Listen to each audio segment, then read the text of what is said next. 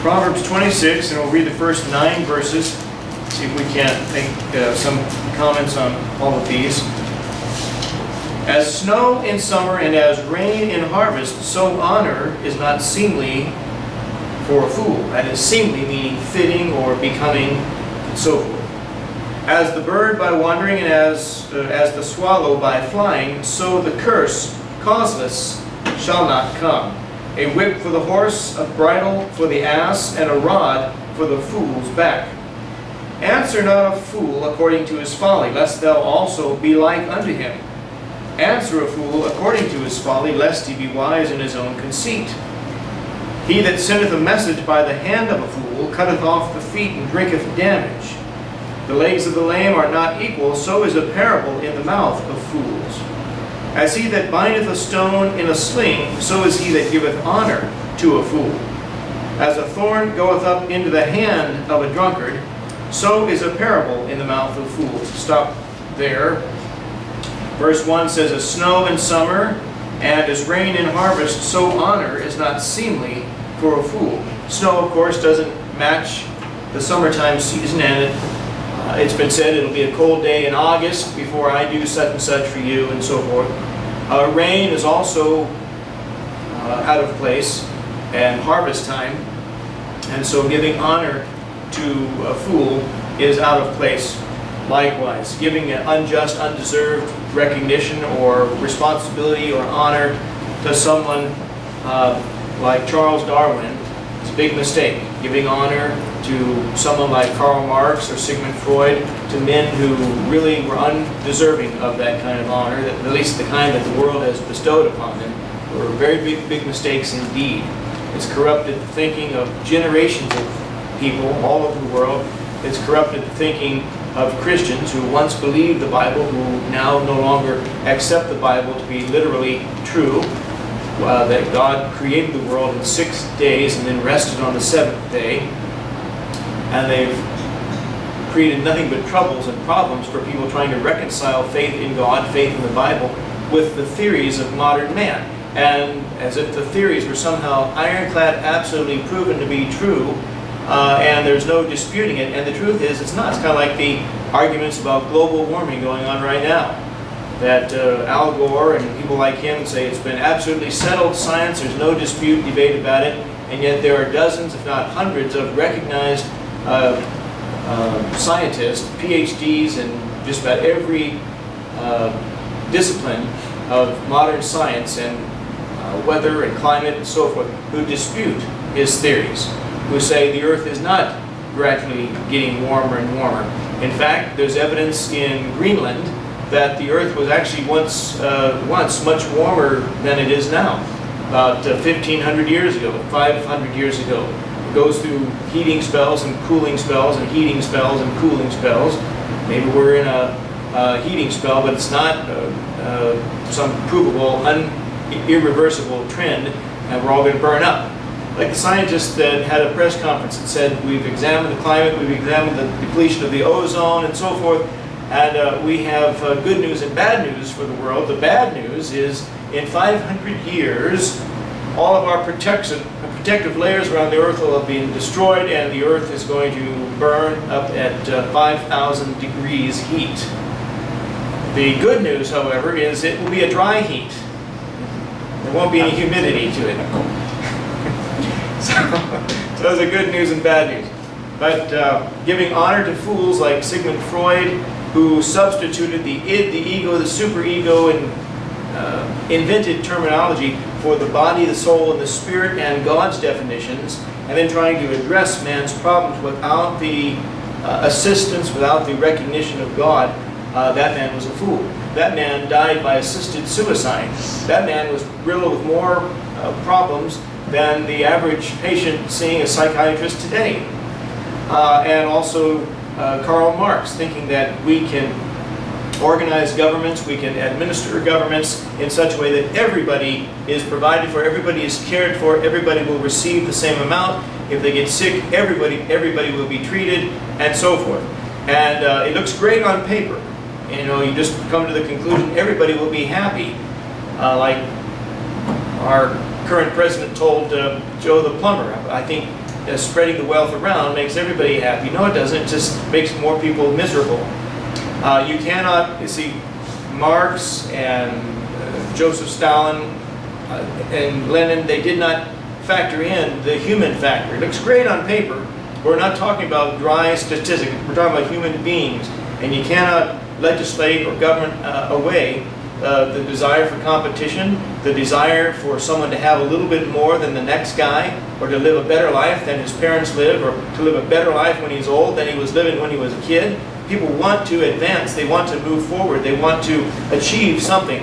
And what's the point of entering a sporting event if everybody's a winner, right? I mean, it's like this is a politically correct approach to soccer and Pop Warner football and Little League. There are no winners and losers. Everybody's a winner. No, they're not. Some are duds and deadbeats and then didn't practice. They're going to lose. And they deserve to lose. Some people were disciplined and worked hard and practiced, and they win. They deserve to win. And you cannot legislate or govern away the human factor. That's why Karl Marx was a fool.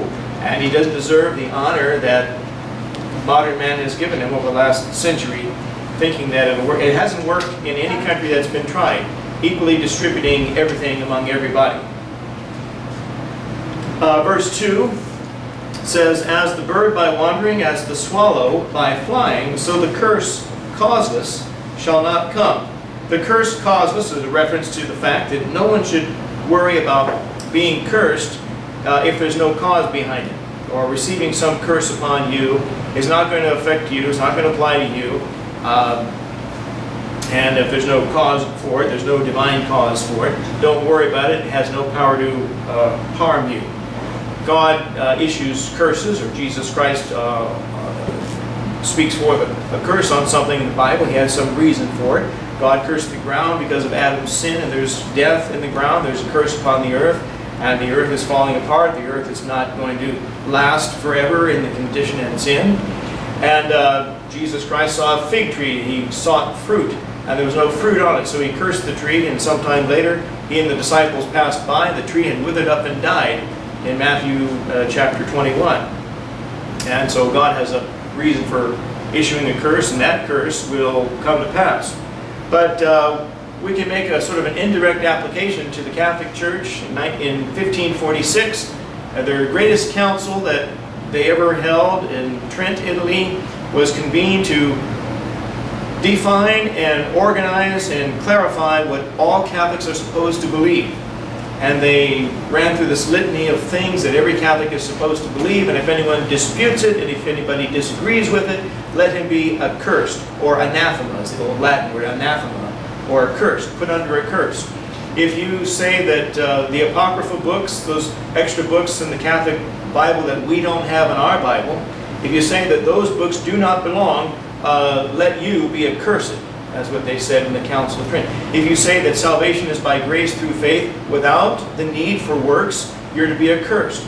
If you say that the Pope is not the true vicar of Jesus Christ, he's not the bishop of all the faithful over the earth, then you're to be accursed. If you deny the power of their sacraments to bestow grace upon you through infant baptism or confession or the wine and the wafer or anything else, then you're to be accursed, and so forth and so on. It goes on and on. And to that we say, nuts. To that we say, who cares? Your curse can't affect me because I'm believing in the truth. And all that is like a bird flying, wandering around. It doesn't really pose a threat to you unless it decides to crap on your head. Then you want to have an umbrella handy. But otherwise, and that's about all the curses of the Catholic Church are worth, by the way, if you ask me. Verse 3 says, a whip for the horse, a bridle for the ass, and a rod for the fool's back. It's been observed that a horse can be whipped in order to teach him something, but an ass has to be ridden in order to teach it what you want it to do and learn to steer it in the direction you want it to go, thus the mention of the word bridle in the verse. And likewise, a fool cannot be taught anything unless he's whipped pretty good. And there's one thing missing in the modern world, and that is a sufficient number of spankings. I'll be honest enough to admit I don't think I received the amount of spanking that I should receive from my father. But you know, looking back on it, you think, well, I'm getting away with something, and looking back thinking, in a way, I don't know how it would have played out or worked out. I wish my dad had found out about some of the things I did and spanked me appropriately for it. I know I didn't receive what I should have received, and I know my sister and brother didn't receive what they should have received either. And likewise, I doubt that my kids ever received all the spankings they should have received. Now, I don't expect them to come volunteer asking for more today. They're all grown up now. But the truth is, sometimes the only thing that will get the message through to you is when you get a sufficient whipping, a sufficient spanking on your backside. Look at a few verses that deal with this, and I'm going quickly because we're a little pressed for time today, but look at Proverbs chapter 10. Go back to Proverbs chapter 10. Notice there, verse 13. In the lips of him that hath understanding, wisdom is found. But a rod is for the back of him that is void of understanding. Look at chapter 13 and verse 24. He that spareth his rod hateth his son, but he that loveth him chasteneth him betimes. Hebrews 12 says, Whom the Lord loveth he chasteneth, and scourgeth every son whom he receiveth. If ye be without chastisement, whereof all are partakers, then are ye bastards and not sons. As if God loves you, he's going to spank you and discipline you to correct your behavior, to correct your failings, to correct your sin, and try to steer you away from it, keep you from repeating it. Likewise, if a father loves his son or his daughter, he's going to spank them as necessary to correct bad behavior and enforce good behavior. You say, you can't reason with a 5-year-old, you can only spank him. You can't, this idea that I'm going to give the kid time out and wait for him to cooperate, life is too short to waste it with time out. Spank them first, let them cry, and they can have their time out then, once they're sitting in a corner crying. But I've never understood the modern thinking that, they're not going to die. You're not going to kill them whipping that backside. They'll get a good sting and they'll get the point. You get the point across, and then once their crying is over, then you can begin to instruct them why it happened, why you did it, and why it's important for them to mind you. But look at Proverbs chapter 22. Proverbs 22, notice there verse 15. Foolishness is bound in the heart of a child, but the rod of correction shall drive it far from him.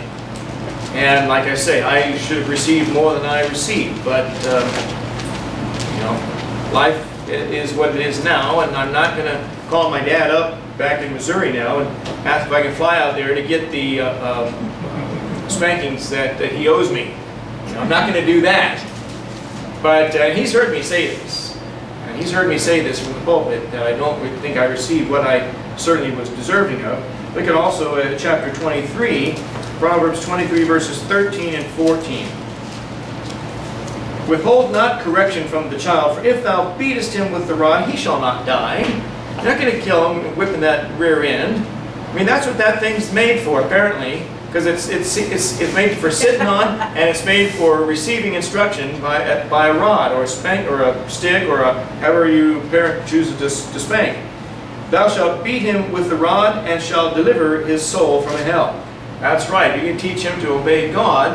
Of course, we're talking Old Testament sense there in Proverbs 23, that to drive disobedience, to drive rebellion and disregard for the law of God out of a foolish son, and to regard obedience to the law and commandments, you're going to deliver him from hell, literally, because righteousness was determined and measured by a man's regard and obedience to the law and the revelation of God in the Old Testament. But go back to our chapter, Proverbs 26 today, and verses 4 and 5. Read those together. Answer not a fool according to his folly, lest thou also be like unto him. Answer a fool according to his folly, lest he be wise in his own conceit. Sometimes all you have to do is read it with the right voice inflection. You get the proper understanding. Verse 4, Answer not a fool according to his folly, lest thou also be like unto him. Answer a fool according to his folly, lest he be wise in his own conceit. I was listening to a radio show. This was in January of 2007. As for some reason, the details stick out in my mind. It was a Monday, and it was my day off. We were driving down to Garden Grove. We're going to have lunch with Brother and Sister Lee. We had just bought our van. It was a brand new car. We drove down there to have lunch with them. I was listening to the radio, and Chuck Smith, the founder, pastor of Calvary Chapel, has a radio call-in show. And somebody called in and they asked about these two verses in Proverbs 26, 4 and 5. And is that a contradiction? And Pastor Chuck said, you know, there are a lot of verses in the Bible that I've read and I've had to file away in the back of my mind under the heading, wait for further instructions. And this is one such passage. I'm not sure how to explain these two verses that seem to contradict each other, and so that's about the best I can offer to you. And then his co-host on the show tried to suggest that maybe there's some shade of meaning from verses 4 and 5 in Hebrew that we're just not aware of in reading an English Bible, etc. And that's all they had to offer. And then they go to the next caller. The next caller calls up, and he said, before I ask my question, I have to say that last caller, I'm just thinking maybe all the Bible is saying is sometimes you answer a guy according to his foolishness, and other times you're wasting your time. You're wasting your breath with him. And I thought, that's it. I listened to that, and I thought, that guy needs his own radio show. The other two guys need to get off the air. Because that guy reads it, he can see sometimes you do and sometimes you don't. Sometimes you run into people, they want to ask a Bible question, you try to answer, they have another question, try to answer, they have another question. They're just wanting to be argumentative. They're not interested in learning anything. And other times, somebody's question, so that person is the one you'd say, answer not a fool according to his folly. That's how it'll be like. You'll find you're wasting as much breath as that guy in his questions. You're wasting as much breath answering it because it's clear he's not interested in learning. He just likes to be troublesome. And then other times you answer the fool, but you answer according to his folly. He comes up with some wisecracking remark. You come back with a wisecracking remark. That's all his question deserves. And the example I can give you, or one example I can give it, has to do with the Church of Christ. The Church of Christ, some call it a denomination, some call it a cult. I'm not sure where to place it. I don't believe they're preaching the gospel of the grace of God by grace through faith plus nothing, because they teach someone must be baptized in water. And of course, it only counts if you're baptized by a Church of Christ elder. And somehow, the action of being baptized in water imparts the blood of Christ. The power of Christ's blood is imparted to you in that action. Almost like a Catholic says, water baptism washes away original sin. But their common expression is, where the Bible speaks, we speak. Where the Bible is silent, we are silent. And so you ask, and so what you're saying is, and they would say, the name of Christ's church is the Church of Christ. And they are so simplistic about it that the sign out front should say the Church of Christ. That is one of the identifying marks of Christ's church. They're not afraid to put the sign on their building, the Church of Christ of Ontario, or the Church of Christ of Los Angeles, the Church of Christ of whatever the neighborhood may be. And so when you realize, and when you know that they're really full of hot gas in a lot of their opinions, you say, so what? In effect, you believe in following only the Bible.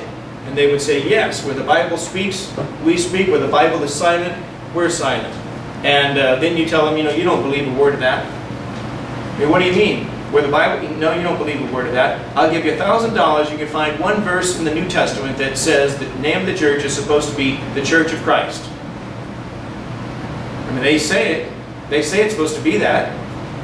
And they'll turn to Romans chapter 16 and verse 16, and this is their proof text. Romans 16:16, Paul writes, salute one another with an holy kiss.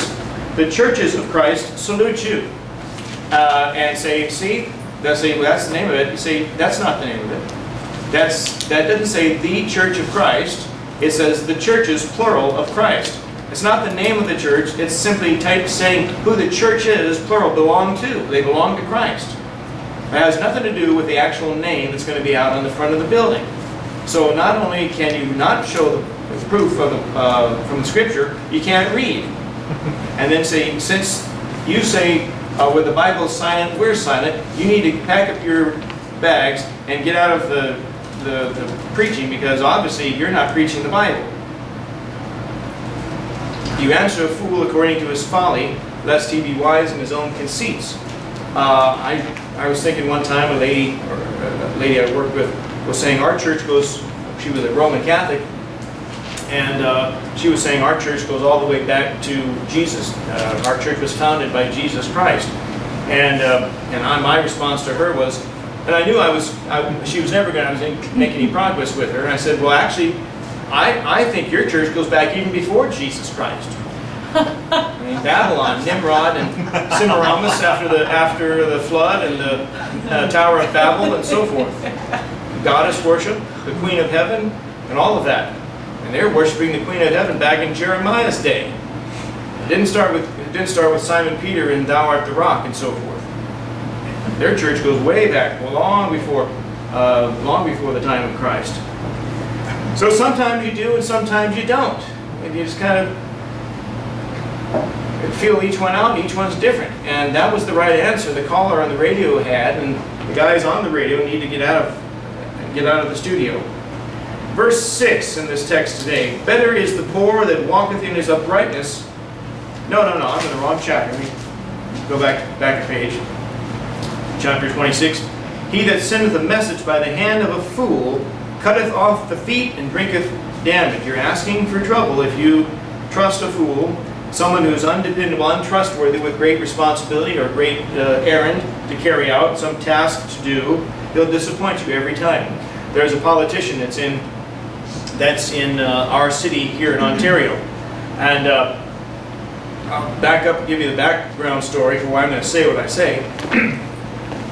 If you read the newspapers, Ontario's international airport is actually managed by the same organization that manages LAX, the Los Angeles World Airways, or Airports Board. But that board, that management board, is under the direct supervision of the LA City Council.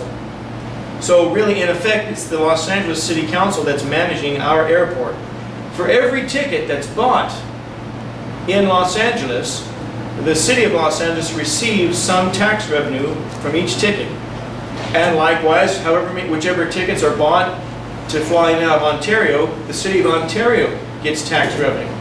But since it's the city of Los Angeles managing both airports, they want as much tax revenue to go to their airport and their city as they can, and less to come to ours. And so now the city of Ontario and other local cities want to get control of our airport once again away from Los Angeles and manage it ourselves. We'll market it, we'll attract more business, we'll expand the number of flights and so forth. We have a guy, it's in our local politics here in Ontario. He was a council member when he was the city's representative to that board. They have a monthly meeting of all the respected cities that are interested in the airport's function. When our city council member was the representative to that board, they meet every month, and he attended 2 meetings within the span of 2 years. The guy was a member and was supposedly the representative, but he only attended 2 of the meetings. He liked the title, he liked putting that on his resume and his campaign literature, but he never. Now, if any city needs representation regarding the airport, it should be the city that has the airport sitting in it. But we didn't get any. He's still on our city council. He was a fool being trusted to do something important and come back with pertinent information, and he failed. And so it is. They gave honor. They send a message by the hand of a fool, or they trust a fool to carry out an errand. And they were greatly disappointed. At least I'm disappointed as a citizen. But look at other, well, let me just move on here. This whole section here that we just read, if you considered it in the light of how it would apply to a minister, or say a false minister or a false religious leader, somebody who says he speaks for God or he speaks for Jesus Christ, and yet it's clear he's out of his element, he's out of his league, he doesn't know what he's doing. He's identified as a fool in verse 3, and he has trouble interpreting Bible parables, verse 7. So is a parable in the mouth of fools. He cannot retain any honor, verse 8 says, as he that bindeth a stone in a sling, so is he that giveth honor to a fool. And he shouldn't have received the honor in the first place, back in verse 1. As snow in summer and as rain in harvest, so honor is not seemly for a fool. It's unbecoming. It's unfitting for him to receive it. He's likened to an unsaved man in the sense that he's identified or compared with an ass, there in verse 3, the bridle for the ass. Job chapter 11 verse 12 says, for vain man would be wise, though man be born like a wild ass's colt. In Job 11 verse 12. And he's an unfaithful messenger when it comes to verse 6. A hired man, we have a business card hanging up at my job. A Catholic priest who is supposedly retired, or I'm not sure what his status is. I think he wears an ankle monitor for drunkenness and so forth. He's not allowed to drive any longer. But he'll come and someone will give him a ride if we need a priest to come and do some function at the funeral home. And his business card says, priest for rent, with the phone number and his name. Priest for rent, priest for hire. Just hire somebody out to do your religious thing. I was reading the job descriptions for some of these clergy ministers that are needed in other denominations, other parts of the country. And they simply list must perform religious duties, marriages, baptisms, funerals, etc. They just have all of these duties that they are simply looking for someone, they hire somebody to do. They're not interested in learning the Word of God, they're not interested in growing in the grace and knowledge of the Bible, they're not interested in salvation at all. They're interested in having this form of godliness and yet deny all the real power thereof in Jesus Christ. But a modern preacher is like an unsaved man. He's an unfaithful messenger, and he's defined as a false prophet, a Christ-rejecting false prophet. Look down at verse 11.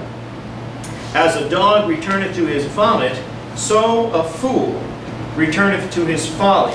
2 Peter 2, verse 22, Peter writes, it has happened according to the true proverb, the dog is returned to his vomit again, and the sow that was washed to her wallowing in the mire. That's how God described false prophets, false teachers in 2 Peter chapter 2. And he likens them to a dog that goes back to his own vomit and licks it again after he's belched it out onto the grass, or a cow, or a sow, a pig going back after you've cleaned her up and she rolls back around in the mud once again. Their true nature comes out. And it's very unfortunate indeed that people get caught up in that, they're sucked into churches like that, and they're part of that for years and years and years, decades, generations. They live and die in a false church where they never are given the truth. And but everybody in their family thinks that this minister is just close to God, and we need somebody that... It's always amazed me how even in my own family, relatives think that because I'm a preacher, I'm the one most appropriate to say the grace or the prayer over Thanksgiving dinner or over some dinner or potluck. Why? I'm no better at praying than anybody else. Somehow it's part of my official duty of my job. Why? We go to family dinners and family get-together. Everybody there is a saved church member and they believe the Bible, and yet because my dad was the minister when I was growing up, so I'd always wait for Reverend Schreib to arrive so he could say the prayer. It's not official. You can't eat until the official prayer has been prayed. Now, Aunt Harriet or Aunt Martha, she can't say that. It's not official if she says it. Only the one that's the most religious in the family, it's official once they say it. And yet, that's like rent a priest. That's like somebody who's just in it for the reputation, for the attention, for some honor that he wants, and is certainly undeserving of. Look at verses 7 and 9. The legs of the lame are not equal, so is a parable in the mouth of fools. Verse 9, as a thorn goeth up into the hand of a drunkard, so is a parable in the mouth of fools. The fool who cannot discern the meaning of parables is likened to a stumbling, crippled drunkard, and who doesn't even know he's injured himself along the way. And that's how God likens, that's what God likens a false teacher to, a fool who is out of his league, out of his element. He doesn't know how to expound or teach the Bible. He's simply using things that were written by someone before him, who was borrowing from someone before them. And that's how so much so-called theology training is these days. Just go by the textbook that someone wrote before you, and they learned it from someone before them, and so forth. They've just been handing down these very dry and stale, lifeless outlines and principles and things that are derived from the Bible, rather than believing every word of the Bible and seeing what God opens up to you. Look at well, now we're not going to go there. Let me just conclude quickly by going to verse 8, the one we just jumped over a second ago. As he that bindeth a stone in a sling, so is he that giveth honor to a fool.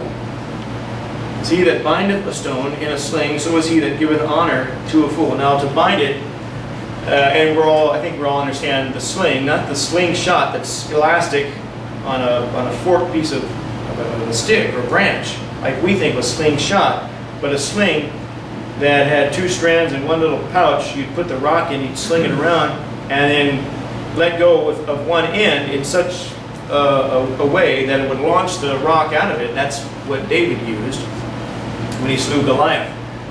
And to bind it could either mean to hold it in there snug before you get ready to wind it and then hurl it away.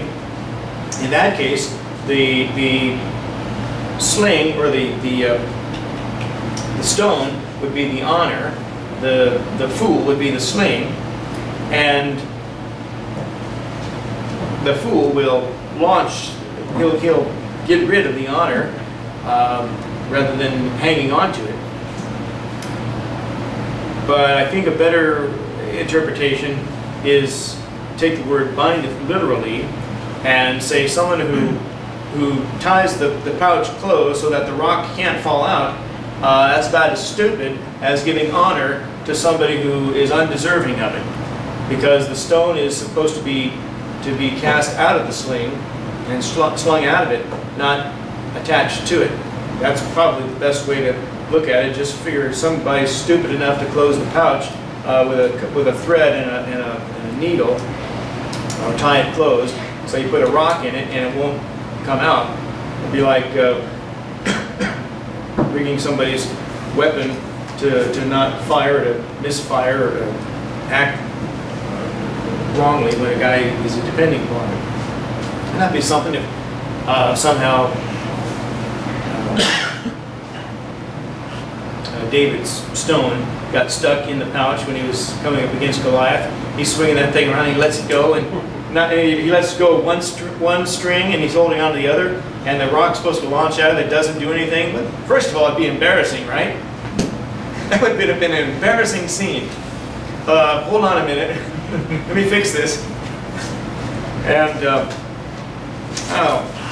sometimes the Bible gives you images and you think about that. You know, if this had happened a little bit differently, that would have been a very funny scene indeed. I don't know how you would. Of course, you couldn't make a movie about it. This would have been an inspiring story to make a movie out of, unless you're making a comedy. We'll stop right there. And but verses 7 and 9 particularly, so is a parable in the mouth of fools. Somebody trying to expound the Bible, somebody trying to teach the Bible, and he doesn't understand the idea of comparing Scripture with Scripture to see what the Scriptures say about the Scriptures. And he's just repeating what his church or his denomination have told him that verse means, and he never questions it. He just accepts it and repeats it to his audience. Is like a drunken, crippled man who doesn't realize he's shot himself in the foot or his hand has been injured along the way. Let's stop right there.